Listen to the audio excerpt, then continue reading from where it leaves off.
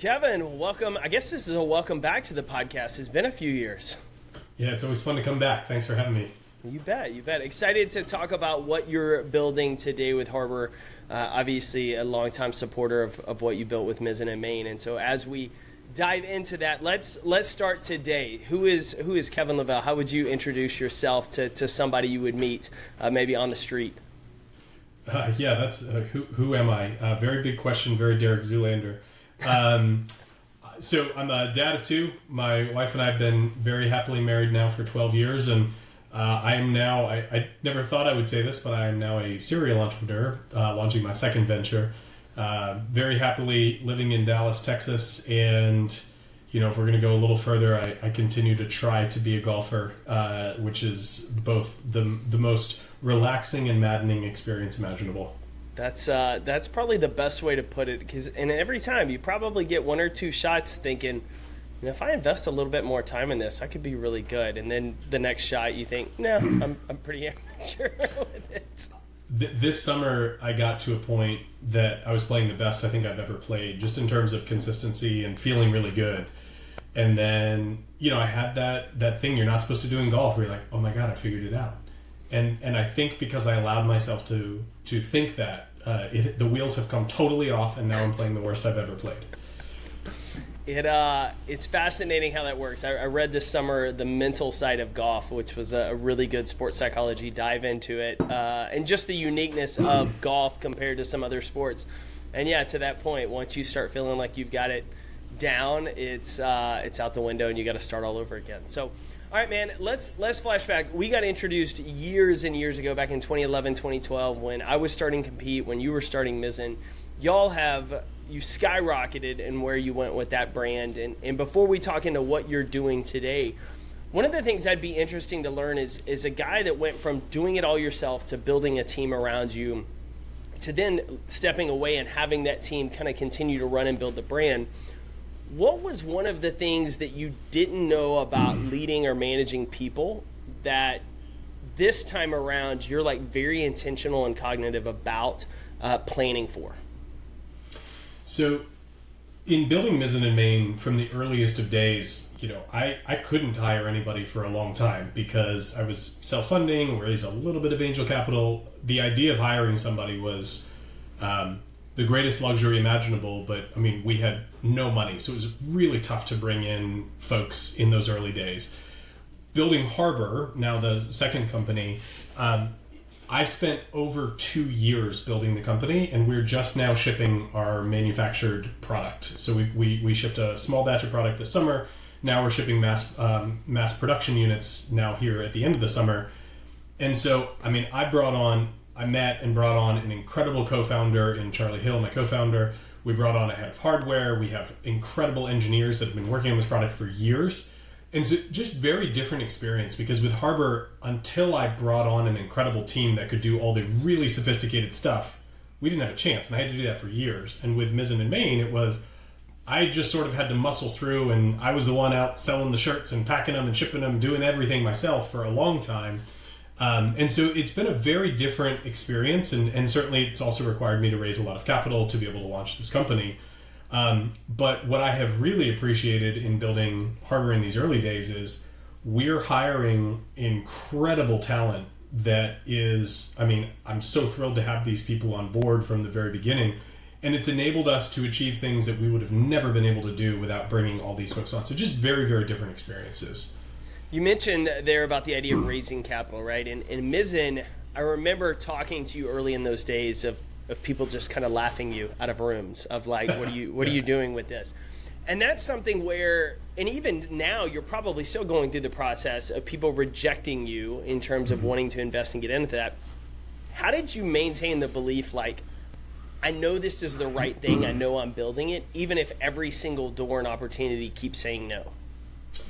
Yeah, again, such profoundly different experiences from one time to the next. Because with Mizzen Main, I just took a lot of the money that I had saved up and went and, bought 1,000 shirts. I had 1,000 shirts made, and I started selling them.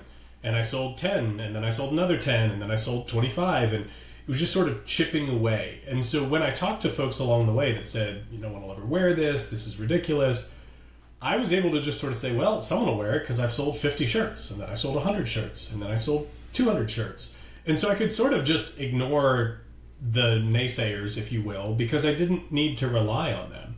With Harbor, it was different because almost everyone I talked to said, oh my God, that's an incredible idea. I wish that I had this because their Wi-Fi baby monitors failed. Their radio monitors are so devoid of features. It's a terrible experience being a parent with the existing baby monitors. Like, all baby monitors were failing parents.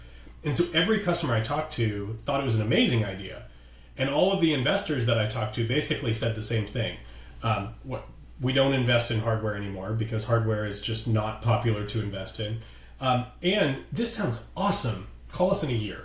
Call us in a year. Call us in a year. That was basically what I got every time. And so there were very few naysayers. People told me it's not investable or you're unlikely to build a great business long term. And I could sort of get past those because we had people doing the prototypes and things were working well there. The harder thing for me has been, it's been 2 years of building this product and only just recently people are using it. And so you sort of have to just stay the course and say, like, I know that we will get there. We've built a great technical team. We've built a great product team. We've built a great brand. We'll get there. So I haven't had the kind of positive reinforcements along the way, but I also haven't had really the naysayers that I had with Mizzen Main. Because all the industry experts I talked to at Mizzen Main in those early days told me it'll never work. And with Harbor, everyone's like, man, that's a great idea. I don't know that, like, you're going to be able to raise the capital because no one wants to invest in the space. So again, very different experiences, but in both accounts, just sort of saying, I know what I can go build. And almost every great idea and every great company was largely dismissed until it was impossible to ignore. Yeah, and what I love about kind of you sharing both of those is the success of the first venture is what allowed different opportunities and a different experience in this one, right? Absolutely. Getting that first win kind of helps build. Yep. You made some big jumps with Mizzen as you were growing that, and obviously some of them probably pretty scary. Talk about, if you're like looking back on maybe a couple of pivot points that you made building your first company, what do you remember being one of the scariest? And how do you remember navigating that or having the people around you to help you navigate that?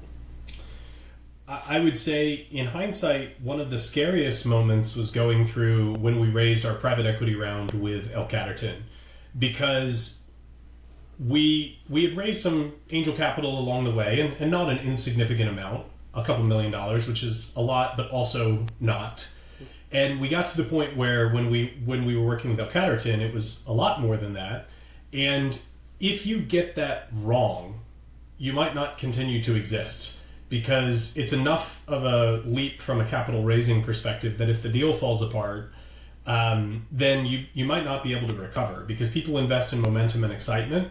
And if you have a failed deal, you're going back to people and being like, well, I know we stopped talking, but like, would you be interested again? And there were a few moments in the negotiation of that deal, as in every deal, where there were disagreements, things weren't going the way that we wanted to, and it was like, if this deal doesn't go through, I really don't know what we're going to do. Because in the early days, if you're wrong on a $10,000 purchase order or a $50,000 purchase order, you can kind of recover. Like, you can create enough momentum to get over it. But if you're wrong on a very large multi-million-dollar investment, you might not be able to recover. And there was so much riding on the line through that entire period. And my son had just been born. I signed the term sheet for the deal with Caterton in the delivery room. And so that was the most precipitous, scariest experience in that entire ride. There were lots of other bets that we made that was like, I don't know, this is a huge bet. What's going to happen if we're wrong? But that experience of raising a very significant round of private equity was the most kind of like do or die that we had experienced. And I can happily say it was done, and you know, we kept living. But man, there were some nights in those 3 months of that deal process that I did not sleep. I was going to ask, how did you keep your sanity during those stressful days? Obviously, knowing, you know, Jen's pregnant, you know, you've got all this, you've got additional stress just going on in your personal life. What did you do every day to try to either center yourself or just make sure I'm not completely losing it in the midst of this? I'll be honest, I did a terrible job in the early years of building Mizzen Main handling the stress. It was I did not handle it well. And I think more importantly is what I learned from that experience. What do I now do? And coming out of that, I wrote a piece, I think it was in 2017. It was after the Catterton deal went through, where I had to really learn what it meant to practice gratitude. And it's so cliche, and I get why people roll their eyes. And there's plenty of people who fake that. But I just had to be grateful, like, I'm alive. I have a wonderful life. I have a beautiful son. I get to work on something that's amazing, even if it's incredibly stressful. And just that very basic thing allowed me to recenter from, like, I was redlining almost every day. And that is not a way that you can live. Of course, the other things like keep moving, keep seeing sunlight, keep eating well, don't drink at all or very little, especially in times of high stress. Those are kind of grounding principles that you'll see repeated. Anyone who writes about this or talks about it, they're repeated because, like, it works. And ultimately, I will say the ebbs and flows of the last couple of years in building Harbor, I lose sight of that. And then when I'm really starting to feel totally strung out, it's like, oh yeah, I've been through this before. I remember some of the basics that I need to revert back to. And the most important thing that I come back to is, like, just getting hugs from my kids. And I walk them to school most days when I can. And those moments are the things that sort of, when everything else is going crazy, you just go back to those moments with your kids. It's like, I don't know, everything will be okay. We'll figure it out. I love that. So before we get into kind of where Harbor came from, what your experience was with it, I want to talk about that transition period, right? Because you went from CEO, founder of Mizzen to then founder, and stepping away from the operations and leading the team and then starting this next chapter. There's a lot of entrepreneurs that struggle with that. A lot of leaders listening to this show always struggle because of the identity wrapped around who you are with what you do. And so for you, navigating that transitional season to then now becoming a serial entrepreneur, what do you remember about that process of being able to maybe detach some of your identity, or if there was a confusion of loss of identity from losing that, and then how you've kind of recentered it with this new venture, or more importantly with family and kind of who you are outside of work? Yeah, so very briefly, and I've shared some of this other stuff about kind of how the transition took place, but I ultimately decided to step away from Mizzen in 2019. We brought in an outside CEO, and there was some other leadership changes that took place. I was in the process of looking to bring in a president, and because we had grown so much, and I thought maybe we should get someone who knows what they're doing and has been around this space before. And at the same time, I was asked by a philanthropy to come in and help them build some really unique new capabilities, and decided to sort of marry those two things together, and brought in a new CEO and brought in and stepped aside to go build some very unique things at a philanthropy that care a lot about. The biggest lessons from that experience for me, I think I actually did a really great job of allowing myself to step back, because it was not my show to run anymore. The mistake that I made was I stepped a little too far back, because I didn't want to be the person that couldn't let go and needed to micromanage. And ultimately, while respecting the nature of the people and some of the changes that were made, I'll just broadly say the experience of founder-led companies, Paul Graham's founder mode and manager mode just dropped this weekend, and everyone's talking about it. There is a lot to be said for outside professional management versus kind of homegrown founder leadership. And there were some decisions that took a while to sort of undo based on straying from the ethos of our brand and trying to stay true to what it was that customers loved. And so that was a rough experience, especially during the middle of the pandemic. To kind of see some missteps that were made by not just one person, but multiple folks in my departure. I don't know that I would have made all the better decisions had I been there and all responsibility had still been with me. But my former right hand and COO, Ryan Kent, has been CEO for a couple of years now and done an unbelievable job. What really has brought Mizzen Main the greatest heights we've ever experienced is staying true to our core values, staying true to what our customers love, staying true to what our customers want. And it's easy to make small decisions grow into big departures and big changes from your core ethos. And so it's a big set of lessons that I learned from that. Painful to experience, but the team is the best they've ever been. Our business is the best it's ever been. We're profitable. We're still growing double digits. And that is an especially big thing for the DTC world. And also just right now, apparel is having a really tough go on a broader sense of things. So very proud of what the team's been able to do. I love that. And obviously, I've worn the gear. I was laughing with someone the other day of all of my polos that I wear at events speaking are Mizzen polos. We had the Compete Every Day stitched on them because I'm like, these are the most comfortable polos I ever wear. And so we wear them, and clients have seen them, and we always send them over to your site. And so it's really exciting to kind of hear that, because from afar you can see a little bit, but obviously hearing kind of that step and where you guys are now, especially given your point, the rest of the DTC space is like in the middle of a war. Like it's not a great space to be in. So that's exciting. Okay, so let's talk about Harbor. Let's talk about where this idea came from, because it's similar to other ventures that people have gone through and started. It was not the most ideal situation to discover like there's something wrong with this space, especially on monitoring. Yeah, so as I mentioned, my son was born, and I signed the term sheet for the O'Catterton investment. A very memorable time in my life on so many fronts. And I did a whole bunch of research, and we bought what was the leading product on the market. It's a company called Nanit. It's a Wi-Fi camera that runs an app on your phone. And I thought, oh, how cool, how great. But after a couple of weeks, I woke up one morning, you just run the app in the background on your phone, and the app had just crashed on my phone. And when an app crashes on your phone, it can't tell you that it crashed. That's just the nature of operating systems and iPhones and Android devices. And so it was a very alarming situation. And I ran upstairs. My son was okay. But this epiphany, this understanding of apps on phones are not baby monitors.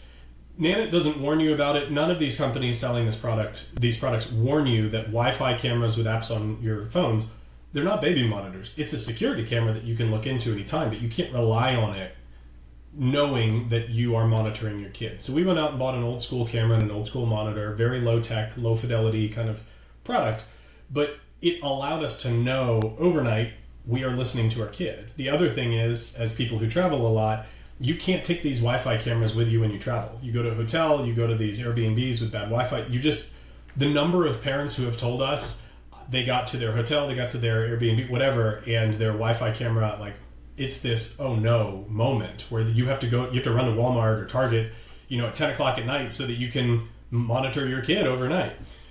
So just an incredibly lackluster product category. And just broadly, I would say, like, yes, Nanit failed our family, but baby monitors are failing parents and kids. They deserve better. So I've wanted to fix this problem since my son was born 7.5 years ago. And what we've done is we've created the baby monitor that parents and kids deserve. So it is a camera and a tablet that connect directly to each other without internet, and both devices also connect to the internet.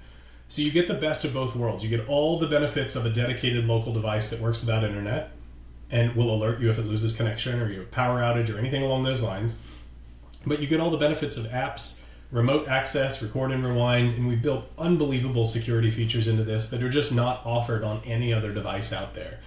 There's a lot more that we can unpack about it, but it's amazing to me. My son was born 7.5 years ago. I had this epiphany, this realization, why is no one building something better than this? And that was 7.5 years ago. Still, there's no product that even remotely solves this issue in an even remotely reliable way. And 3.6 million children are born in the United States every year. And the best that we can do is sort of hack together Wi-Fi cameras and old school devices to try to build just a very basic thing. Like, technology should make our lives better, and it's not. And oftentimes these companies are selling fear and uncertainty. They're selling these baby biometric devices, which it's junk science. The American Academy of Pediatrics advises against these things. And so these companies are selling fear and shoddy products when ultimately parents and kids deserve better. So we officially launched our pre-sale this summer. We've shipped 100 devices over the course of the summer.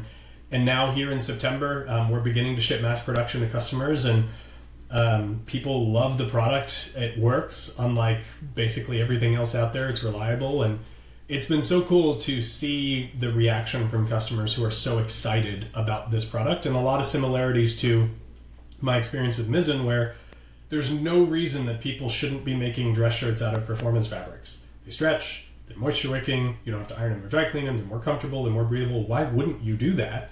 But the innovator's dilemma is a very real thing, and people and companies get stuck in kind of old processes, and there's a lot of resistance to innovation. I was going to ask you along those lines, did you experience any kind of, I would say imposter syndrome, that's probably not the right phrase, but going from having built a D2C product, physical product, to now focusing more on a technology product, was there a, maybe I'm not the right person, somebody else is going to do this kind of thing, or is it just like, here's the need, I'll figure out who to find to partner with? Yeah, so as I've gone through this and talked to a lot of people over the last couple of years, you can imagine I get a lot of like, wait, men's dress shirts to baby monitor technology hardware.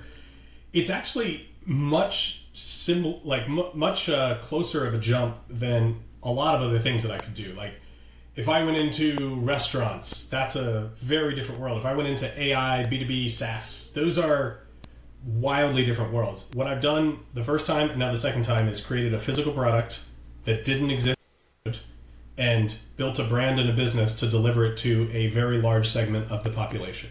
So building a brand, building a physical product, manufacturing, logistics, all of those things, there's a lot of similarities here. I couldn't have done this without finding an incredible technical co-founder. Charlie Hill, also a dad of two, had experienced all the same frustrations in the product category.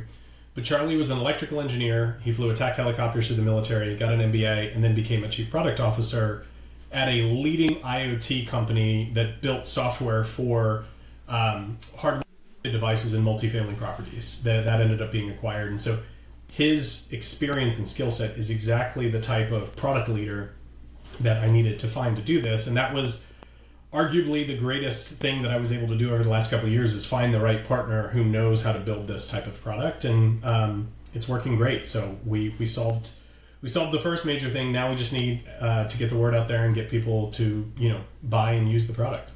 Love it, love it. As we wrap up, I'm curious, what has made you and Charlie's partnership successful? Like being co-founders, because there's stress, there's tension, decisions, all of those things. What have been one or two things that you believe y'all have done really well to have a healthy working relationship? So Sam Korkos talks a lot about his experience in building Levels. Basically, like, we hire adults and treat them like adults. That's for his broader team. What I found is Charlie and I have both been working long enough in the professional world that we sort of speak the same language and see things in generally the same enough ways to what is a real problem, how do we solve it. It's very calm decision making. And my experience in working with Ryan Kent, who's now the CEO of Mizzen, and Charlie, both veterans, what I found working with the veterans that I've been working with is just not a lot phases them in the way that I've seen a lot of other people just get absolutely rocked when a crisis or a problem comes their way, because they've experienced problems that are very real problems in comparison to almost everything you're going to face in the business world. And it's like, well, this is a thing we need to solve. Let's put on our thinking caps and go solve it. Because ultimately, like, no one's shooting at us. No one's life is in danger. We have to solve it, but it's a very realistic problem-solving kind of assessment. And then I think the other thing is, from the very beginning, we just sort of said, this is how we want to work. These are the types of people we want to hire. And we want to go solve a real problem and build something that's very valuable in terms of enterprise value and providing value for our customers. And like, none of the rest of this stuff kind of matters. We're both dads, which means your time window to get stuff done in a day is very small. And so it helps on prioritization and also just like what matters in life. And when you put all of those things together, we've formed a very productive partnership. And fortunately for both of us, people that we've hired in our past lives want to come back and work with us again. So there's this sort of like 2.0 aspect of team building where you're bringing some of the best people in to do it again. And what a privilege that is. Love it, love it. Kevin, so where can listeners find out more about Harbor, and then where's the best place to connect with you on social? So our mission at Harbor is happier parents and healthier families, one restful night at a time. That's what we want to do. And we hope that everyone who needs a baby monitor will come and get a Harbor monitor and camera. But we also have a ton of great resources at harbor.co. That's HARBOR.co, We have sleep guides. We've got interviews, sleep guides for infants and toddlers, interviews with pediatric sleep experts and doctors and nurses, all available for free. There's no purchase required to access all of that information because we want to help parents. We are at Harbor Sleep on all of the socials. And then I'm on X at Kevin S. Lavelle, and also post a bunch on LinkedIn. I've started posting my experience in building a company, not quite full-blown build in public, but like sharing what's happening behind the scenes. And I've been very pleasantly surprised that apparently is very interesting content. I just started recording myself talking about my day, and it's been cool to see people's response to that, and always grateful to be able to spread the word and try and be helpful wherever I can. Love it, man. Well, I appreciate you coming on the show. We've got all of those links down in the show notes for the listeners to get connected, or if you're a parent, great place to pick up a new product to add to your house. Kevin, man, enjoyed having you back on the show. It's been a few years, but appreciate the time today. Thanks for all the positivity and great message that you spread. I know you do a lot of work to help a lot of people go compete and win. So it's a great conversation. Thank you.